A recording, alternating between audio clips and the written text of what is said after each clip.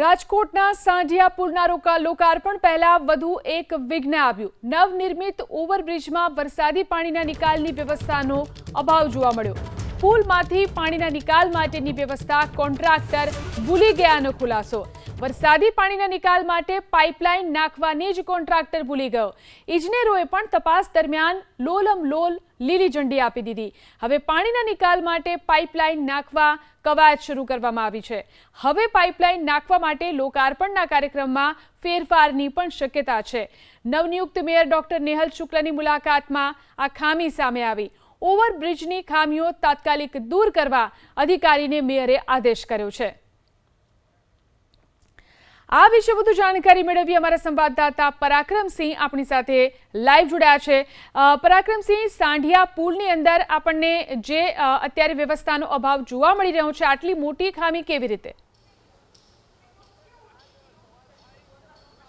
ચોક્કસ આ જ સવાલ થાય। જોઈ શકાય છે કે જે વરસાદી પાણીનો નિકાલ માટેની જે વ્યવસ્થા હોવી જોઈએ, માત્ર અહીંયા પાઇપ મૂકી દેવામાં આવ્યા છે। પાઇપમાંથી પાણી સીધું નીચે પડે એટલે કે વાહન ચાલકો અહીંયાથી જે સર્વિસ રોડમાંથી પસાર થતા હોય તે પલળી જાય, નીચે ઊભા હોય કદાચ લોકો તે પણ પલળી જાય અને પાણી આસપાસના વિસ્તારમાં ઉડે। પાણીના નિકાલની ખરેખર બ્રિજ નીચેથી પાઇપ નાખી અને આખી વ્યવસ્થા કરવાની હોય છે, પરંતુ ઉતાવળની અંદર મહાનગરપાલિકાના જે એન્જિનિયરો છે તે એન્જિનિયરો આ પાઇપલાઇન નાખવાનું ભૂલી ગયા હોય તે પ્રમાણેનો માહોલ અહીંયાથી છેક સુધી અત્યારે જોવા મળી રહ્યો છે।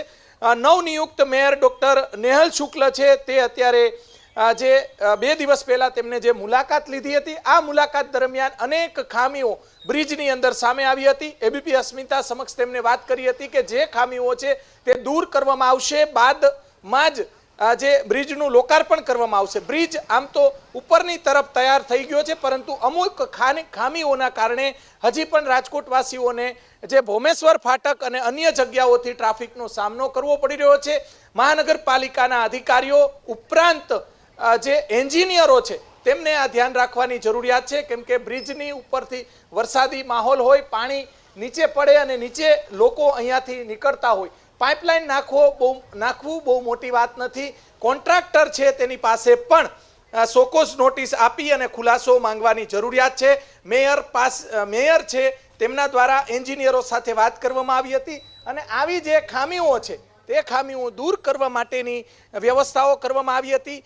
ટૂંક સમયની અંદર બ્રિજનું લોકાર્પણ થવાનું હતું, પરંતુ આવી ખામીઓના કારણે જે ભૂલ રહી ગઈ છે, આ ભૂલના કારણે જે હજી પણ બ્રિજ નું લોકાર્પણ લંબાય તેવી પૂરેપૂરી શક્યતાઓ સેવાઈ રહી છે। આ તરફ જે પાઇપલાઇન નાખવાની કામગીરી છે તે એક જગ્યાએ શરૂ કરવામાં આવી છે, એ પણ આપણે બતાવવાનો પ્રયાસ કરીશું।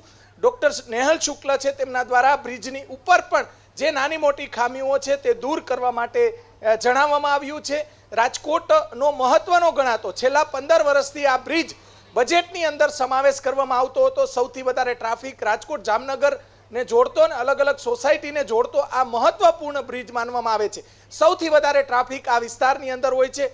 અહીંયાથી ખંડેરી સ્ટેડિયમ અને જે મહત્વના સ્થળો છે, એમ્સ હોસ્પિટલ, એ પણ રાજકોટવાસીઓને અહીંયાથી પસાર થવાનું હોય છે। આ વિસ્તારના કોર્પોરેટરો, પૂર્વ પદાધિકારીઓને પણ ડોક્ટર નેહલ શુક્લએ બોલાવ્યા હતા અને જે કોઈ ખામીઓ છે તે દૂર કરવાની જરૂર છે, કેમ કે 75 કરોડ રૂપિયા જેવી માતબર રકમથી આ લોકોના પ્રજાના પૈસે આ બ્રિજ બનેલો છે। લોકો પાસેથી ટેક્સ મહાનગરપાલિકા ઢોલ વગાડીને ઉઘરાવતું હોય તો ઢોલ વગાડીને આ કોન્ટ્રાક્ટર છે તેમની સામે જે કંઈ કાર્યવાહી થતી હોય અથવા તો ખામીઓ છે તે દૂર કરવા માટેના એન્જિનિયરોએ પ્રયાસ કરવા જોઈએ। મહાનગરપાલિકાના ઉચ્ચ અધિકારીઓ જે રીતે પદાધિકારીઓ જે રીતે ઉત્સાહ દાખવી અને બ્રિજની મુલાકાત લીધી હતી, તે જ રીતે અધિકારીઓએ લોકોના પૈસા છે, પ્રજાના પૈસા છે, ટેક્સના પૈસા છે, પરસેવાના પૈસા છે, આ પૈસાનો દુરુપયોગ ન થાય અને વ્યવસ્થિત લોકોને જે જરૂરિયાત મળી રહે, ટ્રાફિકની સમસ્યા હળવી થાય તે માટેના પ્રયાસો કરવા જોઈએ।